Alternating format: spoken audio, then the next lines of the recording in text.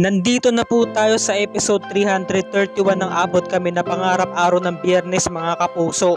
Napuntahan na nga nila itong bahay ni Bogs, no? Yung inuupahan niya. At sumisilip nga itong si Josa sa si Annalyn doon sa may bintana. Sabi naman ni Josa, Bogs, walang yaka talaga, mukha ka talagang pera. Labasan mo kami dito. Magpakita ka, humarap ka sa amin. Ngayon ito namang si Annalyn, nandito siya sa may pintuan. Sabi niya, Kuya Bogs, pakiusap, nakikiusap siya, no? Sabi niya, ibigay mo na sa amin yung cellphone. Samantalang itong sina Moira saka si Zoe, inaalam nga ni Zoe kung anong naging lakad niya. At ito namang si Zoe, talagang kinakabahan siya sa mga nangyayari. At sabi naman ni Moira, wala ka nang dapat na ipag-alala dahil napasa akin yung cellphone ng daddy mo. Talagang inutakan ko lang talaga yung Bogs na yan. Inoperan ko siya ng 2 million pesos para sa akin niya ibigay yung cellphone ng daddy mo. Kaya wala ka nang dapat mong ipag-alala. Narito, sabi naman ni Zoe, no? Totoo ba yung cellphone na yan? Sa kanya ba yan? Samantala, eto na. Pagsilip ni Jose sa may bintana, nakita niya wala na nga itong si Bogs at nakasipat na ito. Saan kaya dumaan to, no? Itong loko-lokong to. Sinabi niya na kay Annalyn na nawala na nga si Bogs, nakatakas na. Samantala, pinanood nga ni Zoe yung nilalaman mismo ng cellphone ng daddy niya at nakita niya rito yung confession video. Yung isiniwalat nga ni RJ na itong si Zoe ay hindi niya tunay na anak, ngunit magkagayon man, mahal pa rin daw niya itong si Zoe. At siniwalat rin niya dito na si Moira ang may kagagawan ng pagkakaroon niya ng aksidente. Itinulak sa may hagdanan. Sabi naman ni Moira, napasa akin pa rin ang ebidensya, tayo pa rin ang nanalo. At sa pagkakataong ito, sisirain ko na ang ebidensyang ito. Pinukpok ni Moira ng martilyo, wala na talaga, nasira na ng tuluyan yung cellphone. Sabi niya, wala nang iba makakaalam pa ng sikretong ito. Wala na. Talagang siniguro na talaga ni Moira, no? Na wala na talagang makakaalam pa. Samantala, nagmeeting yung maglola at mag-ina, sina Annalyn, Lynette, saka si Chang Susan. Talagang iniisip kasi ni Lynette yung nangyari nga kanina. Sabi niya, nakita ko po kasi din kanina na nandoon din si Moira. Hindi ho kaya ibinigay ni Moira yung cellphone ni RJ kay Bogs? Hindi ho kaya magkakuntsaba sila? Kasi nandoon po siya eh. Talagang tama ang hinala nito ni Lynette, no? At tama rin naman ang hinala nito ni Chang Susan. Samantala, dumating yung katulong, sinabi nga niya kay Moira na nandiyadyaan nga si Balahadja. Speaking of Balahadja, nandiyadyaan na nga yung kinakabahan nila. Samantala, sina Annalyn, talagang nagtataka talaga sila sa mga nangyayari. Kasi nga diba, nakukuha na nga ng pera tong si Bogs, pero bakit hindi pa nga naman binigay sa kanila yung ebidensya? Bakit ibinigay pa yung peking cellphone? At corrupted pa yung file ng video. So sabi nga ni Moira, pakisabi kay Balahadja, hintayin niya ako. Sabi naman ni Zoe, paano yun ma'am? Nandito siya. Anong binabalak niya? So sabi naman ni Balahadja, o kamusta ma'am? Anong ginagawa mo dito? Talaga bang nananadya ka ha? Alam mo, sa mga kagaya mong gumagawa ng krimen, hindi ka dapat nagpapakita. Sabi naman ni Balahadja, ma'am, nandito lang naman ako para maningil. Kasi may kulang ka eh. Kalahating milyon lang ang binayad mo sa akin eh. Ang usapan, 1 milyon. Kapalit ng buhay ng doktor.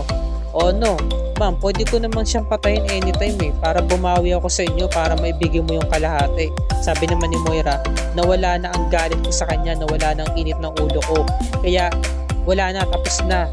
Kahit patayin mo pa yung si Dr. Javier, wala rin, hindi rin kita babayaran. Kaya maigi pa, umalis ka na, sabi ni Balahadja. Ganun ba?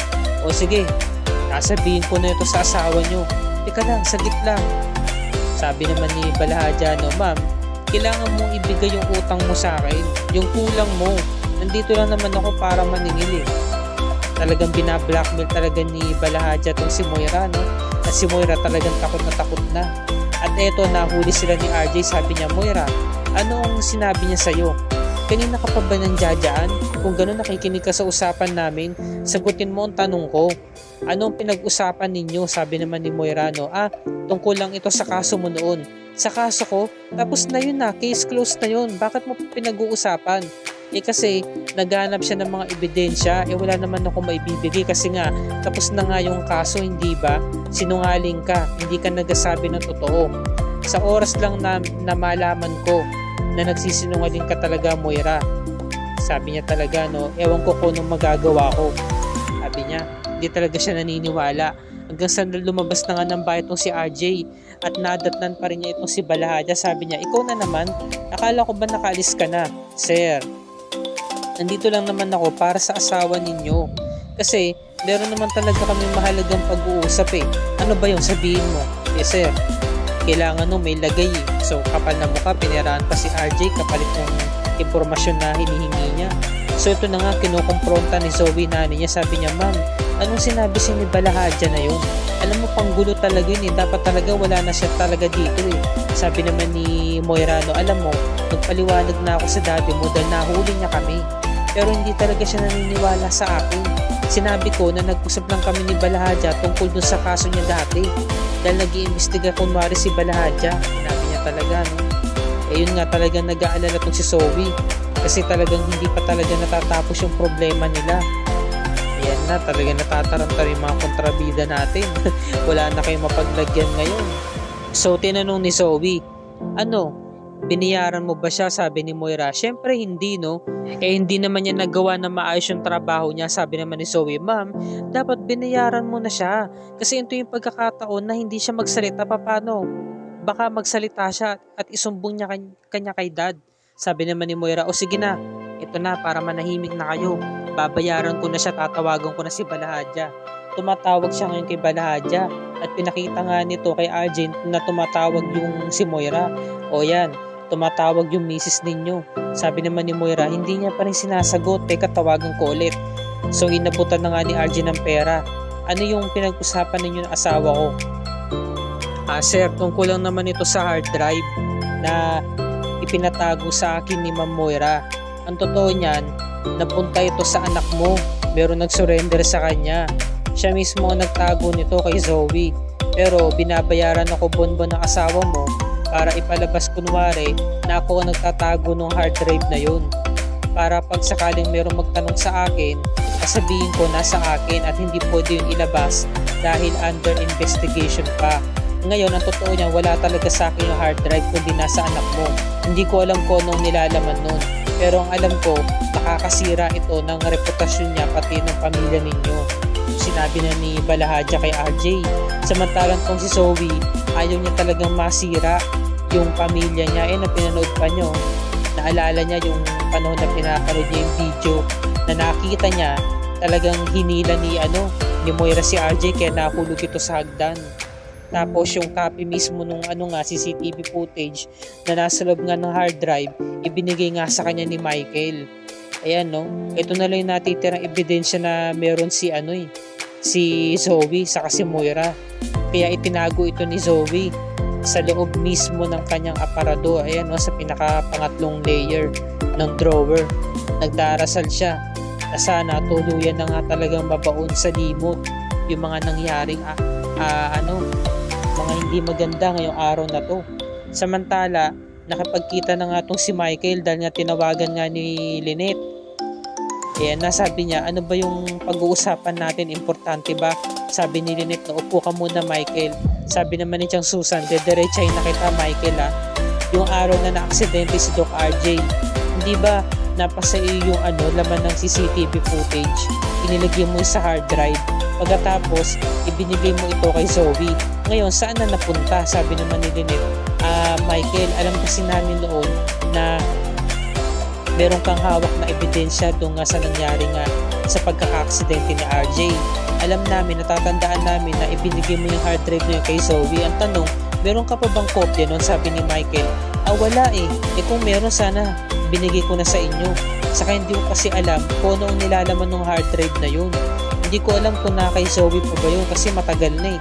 So naisip ni Chang Susan, hindi kaya tinatago ni Zoe yung hard drive. Hindi niya talaga ito ibinigay sa pulis. Sabi naman ni Annalyn, Chang, imposible naman po yun kasi under investigation daw po yun at hawak po yun ng mga pulis, diba? Nung pumunta po kami ni nanay sa police station dati. Pero sabi nga ni Chang Susan, talagang malakas talaga ang kutob ko eh.